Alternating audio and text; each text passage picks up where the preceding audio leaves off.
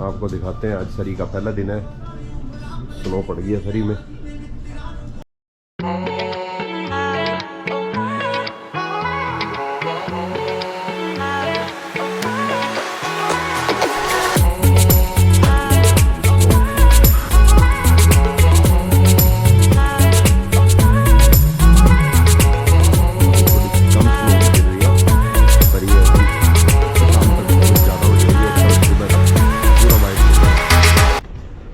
तो गाइस जैसा कि आप लोग देख रहे हो स्नोफॉल सरी में हो रही है, तो मैं भी थोड़ा सा घूम के आता हूँ। जब मैं इंडिया में होते थे कभी, तो हमारे इधर तो स्नो होती नहीं, हरियाणा में है ना।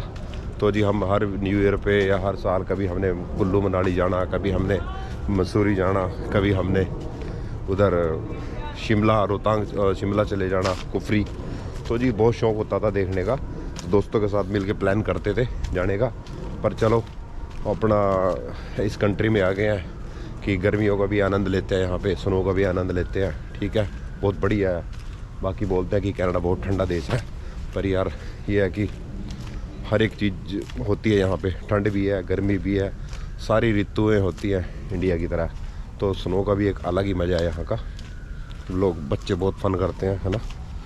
तो ऐसे है जी यहाँ पे। बाकी हाँ, अभी तो इतनी ज़्यादा स्नो हुई नहीं, आज पहला दिन है स्नो का। ठीक है ना। तो भाई गाइस कुछ बात कर लेते हैं कि जैसे कुछ बंदे कनाडा नए आ रहे हैं, कुछ बंदे जो नए लोग आ रहे हैं कनाडा में। मैं कईयों की व्लॉगिंग देखता हूँ। टोरंटो में एक फैमिली, एक कपल आया है वहाँ से दिल्ली से, और एक आया ऑस्ट्रेलिया से मूव है। मैं भी ऑस्ट्रेलिया से मूव हुआ था। तो गाइज़ कुछ लोग मतलब वो बेचारे बड़े परेशान हो रहे हैं वेदर को लेके। तो गाइज़ मैं ये बात कहूँगा, अगर आप ऑस्ट्रेलिया से आ रहे हो ना, अगर आप इंडिया से आ रहे हो कहीं तो अलग बात है ना, आप कहीं पे भी आ जाओ। अगर आप ऑस्ट्रेलिया से स्पेशली मूव हो रहे हो ना, तो आप अगर कनाडा में आपके लिए बड़ा हार्ड हो जाता है सर्वाइव करना स्टार्टिंग में, सर्दियों में खास करके जो कनाडा के दूसरी स्टेट्स हैं BC को छोड़ के। तो आप परेशान हो जाते हो वहाँ पे। परेशान इसलिए हो जाते हो कि आप ऑस्ट्रेलिया गर्म देश है ना। तो वहाँ से आप एकदम से इतनी ठंडी कंट्री में आ जाते हैं। देखो आप मेरे पीछे नज़ारा, तो इतनी ठंडी कंट्री में आप आ जाते हो, है ना। तो यहाँ पे आने के बाद तो आपको लगता है यार क्या पंगा ले लिया है, क्योंकि यार कहाँ आप गर्मियों में वहाँ 40 डिग्री और सर्दियों में भी 1-2 डिग्री से नीचे वहाँ जाता नहीं, और कहाँ आप -25 -30 में आ जाते हो सर्दियों में। तो आपको बड़ी दिक्कत आती है। पहली बार तो आपको मतलब कपड़ों में ही दिक्कत आएगी। आपको पता ही नहीं लगेगा कि कहाँ से जैकेटें मिलेंगी, कहाँ शूज़, ड्राइविंग लाइसेंस नहीं होगा, तो आप बहुत परेशान हो जाते हो।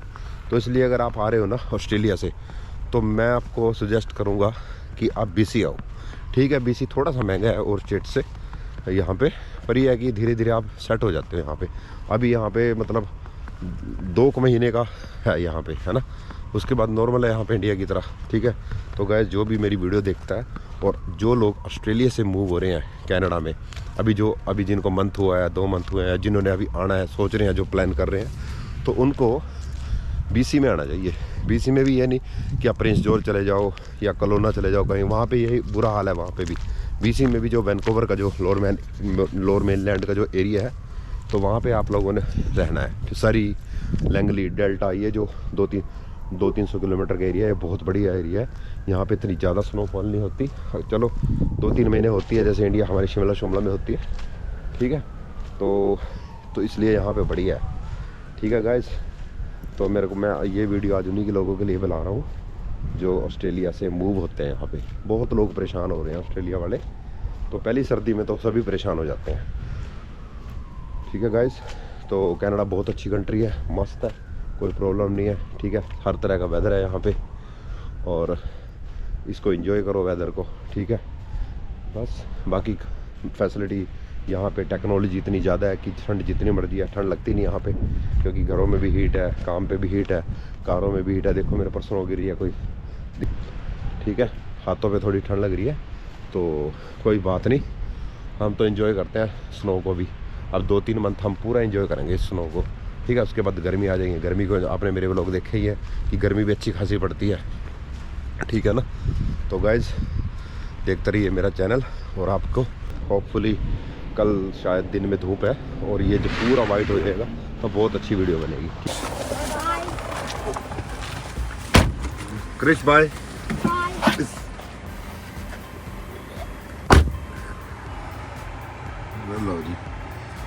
दक्ष और क्रिस नए स्कूल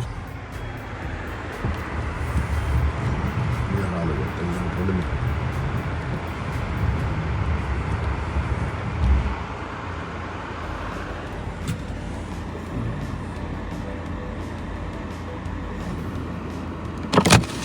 ये देखो जी बाहर इस टाइम -6 डिग्री टेम्परेचर है, -6। तो बाकी बाहर तो कुछ ही ना, धूप निकल रही है बढ़िया वाली। मेरे बच्चे बेचारे सुबह सुबह स्कूल कैसे जाते हैं।